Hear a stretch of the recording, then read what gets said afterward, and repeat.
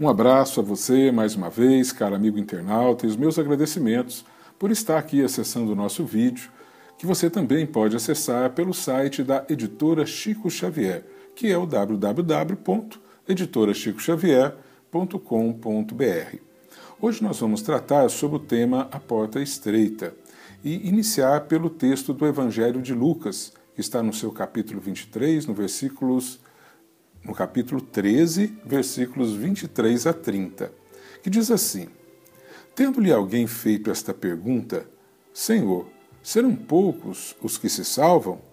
Respondeu-lhes ele: Esforçai-vos por entrar pela porta estreita, pois vos asseguro que muitos procurarão transpô-la e não o poderão.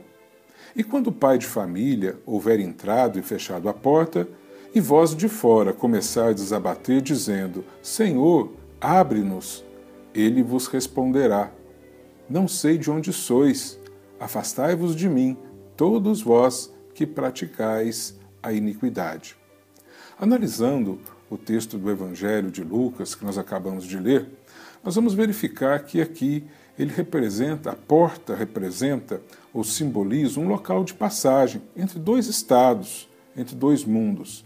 Seria, na realidade, no ver da doutrina espírita, o momento da nossa desencarnação, o momento em que nós terminamos uma tarefa, numa nova reencarnação, pela qual nós passamos, fizemos ali o nosso plantio, e aí então vamos adentrar ao mundo espiritual. Seria o momento da colheita daquilo que nós plantamos na nossa reencarnação.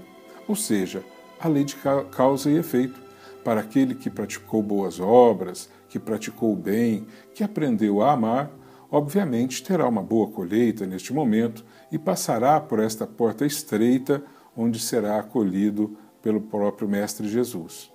Mas aqueles que aproveitarem a vida dentro da omissão, dos prazeres mundanos, aqueles que prejudicarem o próximo, aqueles que pouco se importarem com os ensinamentos da lei divina, obviamente, esse acerto de contas não será assim tão bom, porque a colheita para aquele que planta o joio, ele poderá colher apenas joio, não encontrará trigo ali para ser colhido, não é? Então, esta porta que Lucas nos fala no seu Evangelho é o visto no passaporte. Mas para onde que é esse visto? Para um lugar bom, para um lugar onde nós podemos auferir tudo aquilo de bom que nós aprendemos, que nós crescemos e progredimos, ou para um lugar ainda onde nós vamos ter que passar por padecimentos, sofrimentos, não como castigo, mas como uma forma que nos ensine a procura do amor, a vivência do amor, como nos fala o próprio Mestre Jesus. E na realidade nós sabemos que na humanidade o ser humano tem desencarnado mal, o ser humano tem adquirido sempre novos débitos. Obviamente, há exceções, muitos conseguem passar por aqui fazendo boas obras, boas realizações, mas a maioria de nós temos acabando claudicando nos reveses da vida, buscando os prazeres do mundo, buscando as riquezas, prejudicando o próximo, ou às vezes até por omissão. Mas o fato é que a notícia é de que o ser humano tem, de fato, desencarnado mal. Porque, na realidade, nós vivemos muito de aparências, e as aparências não resolvem. Essa verdadeira porta, naquele momento, quando Jesus nos fala da porta larga e da porta estreita, ele nos coloca que pela porta estreita, cada um passará por si mesmo, não passam dois juntos. Então, cada um só poderá passar com a própria bagagem, que são as suas realizações na vida. Então não adianta alguém estar com você, você aferir nas realizações de alguém, seja pai, seja mãe, seja filho, alguém que você ama. Na realidade, você vai passar pelas suas próprias realizações. E as verdadeiras realizações que nos habilita a passar por esta porta estreita são as relações do sentimento. Porque Jesus só nos pediu uma coisa, que nós amássemos uns aos outros, que amássemos ao Pai, e que amássemos a nós mesmos. Portanto, as aparências não resolvem. Não adianta a gente externar coisas boas, sorrisos, palavras boas, mas guardar maus sentimentos aqui em nossos corações, desejar o mal para o próximo.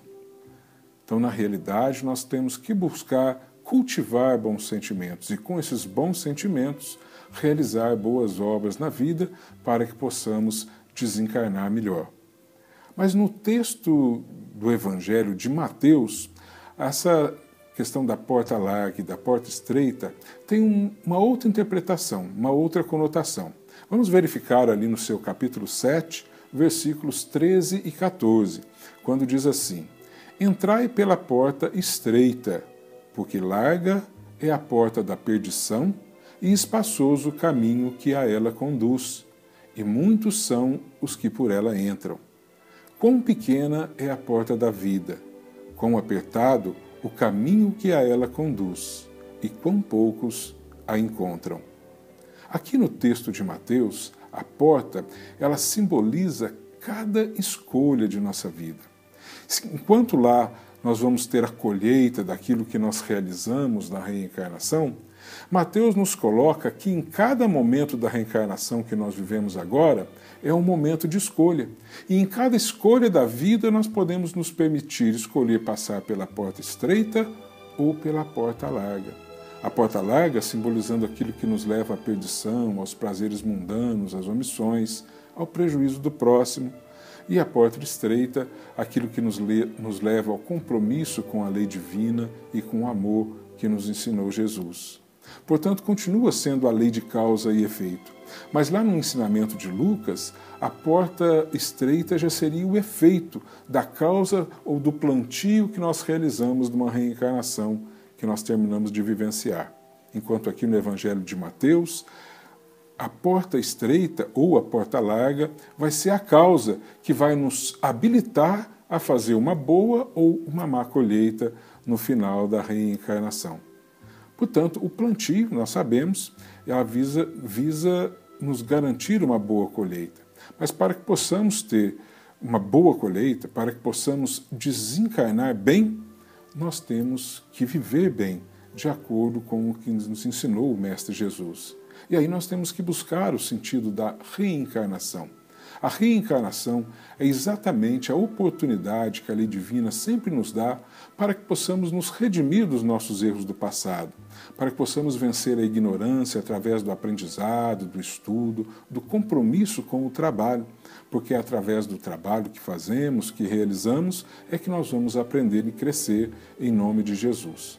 Para que isso possa, de fato, se dar de uma forma ordenada, cada um de nós que descemos para uma nova reencarnação, para um novo renascimento, nós passamos ainda, antes disso, lá no mundo espiritual, por uma fase de programação dessa reencarnação. Nós não descemos aqui aportados, vindo trazidos pela cegonha. Não, não é assim.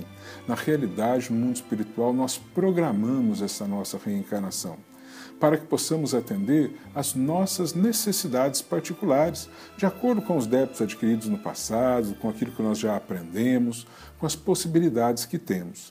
Então, programamos uma reencarnação e, normalmente, para resgatar os nossos débitos, nós pedimos e nós programamos para nós mesmos viver dificuldades de toda ordem, problemas de saúde, de relacionamento, às vezes problemas de ordem financeira, de ordem profissional.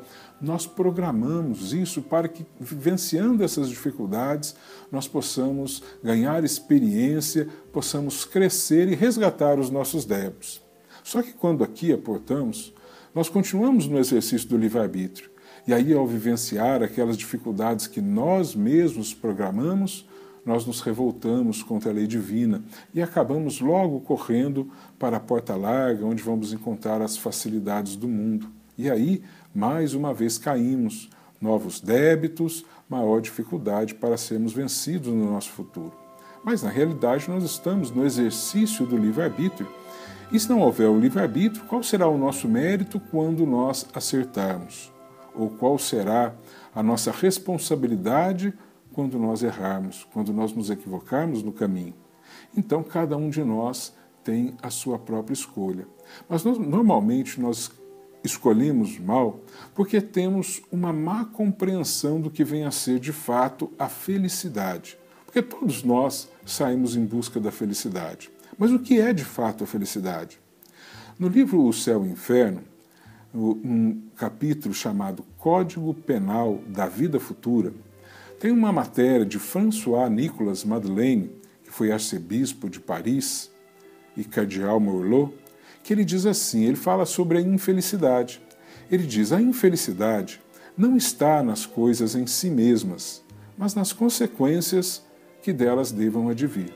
Então, quando nós procuramos a felicidade, muitas vezes nós a procuramos onde ela não está. Procuramos nos prazeres da vida, nos excessos, dos festejos, seja carnaval, outros tipos de festas.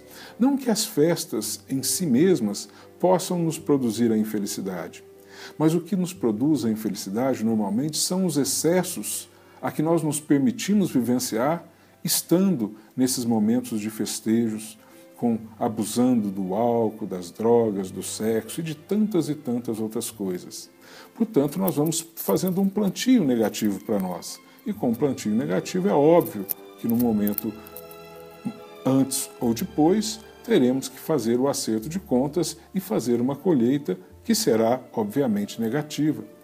Mas, se nós verificarmos que a felicidade está nas coisas em si mesmas, não está, desculpe, nas coisas em si mesmas, nas consequências delas, nós vamos ver que um momento em que nós vivenciarmos o amor que nos ensinou Jesus, nós estaremos fazendo um bom plantio.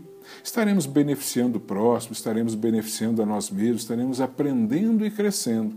E com este bom plantio, considerando a lei de causa e efeito, é justo que nós esperemos uma boa colheita no futuro.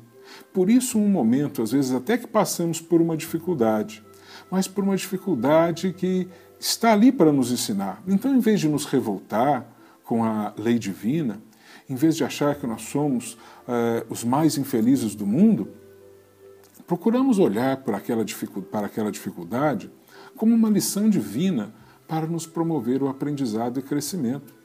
Vamos buscar raciocinar, refletir sobre aquela dificuldade. O que é, meu Pai, que essa dificuldade está para me ensinar? O que eu preciso aprender vivenciando esta situação? E então nós vamos vivenciar bem. E assim que nós aprendemos, certamente a dificuldade, assim como veio, ela vai também, porque não vai haver mais necessidade de nós passarmos por dificuldade qualquer se nós aprendermos aquilo que ela está ali para nos ensinar.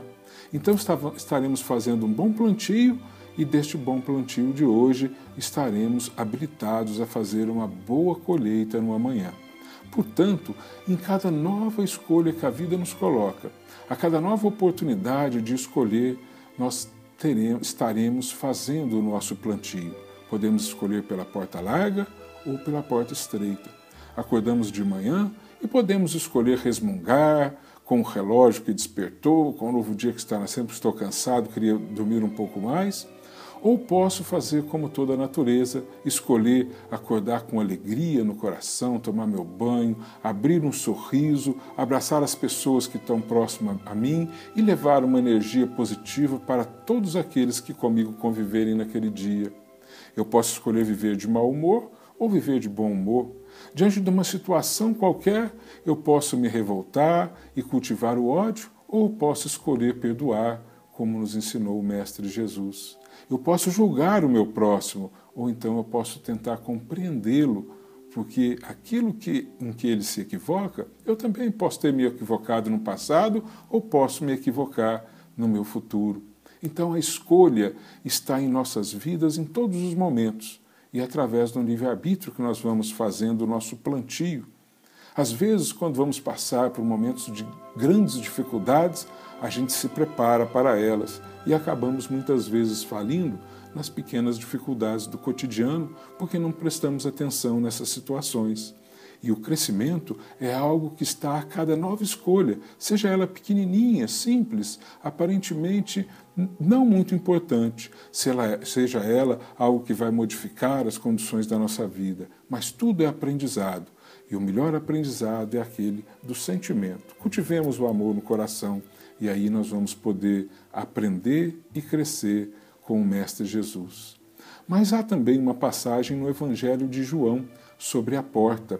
O Evangelho de João, no capítulo 10, versículo 9, ele diz assim: se Cristo, em glória, é representado no alto dos frontispícios das catedrais, é porque Ele próprio é, de acordo com o mistério da redenção, a porta pela qual se chega ao reino dos céus. Eu sou a porta. Quem entrar por mim será salvo. Isso que está no Evangelho de João. Portanto, a porta, a chave da porta estreita está com o Mestre Jesus. Ele mesmo nos disse: eu sou o caminho, a verdade e a vida, e ninguém vem ao Pai senão por mim. Portanto, vivenciemos aquilo que Jesus nos ensinou, que está resumido na lei do amor, porque vivenciando o amor, estaremos nós habilitados a passar pela porta estreita que nos remeteu o evangelista Lucas, aquela porta que seria a prestação de contas ao final da nossa desencarnação. Mas para vivenciar Jesus, devemos fazê-lo a cada nova escolha que a vida nos der a oportunidade de fazer. E quantas escolhas nós fazemos a cada dia. Portanto, oremos para que Jesus esteja conosco em cada momento de uma nova escolha e que possamos escolher bem. Que Jesus nos abençoe e ilumine os nossos corações. Muita paz.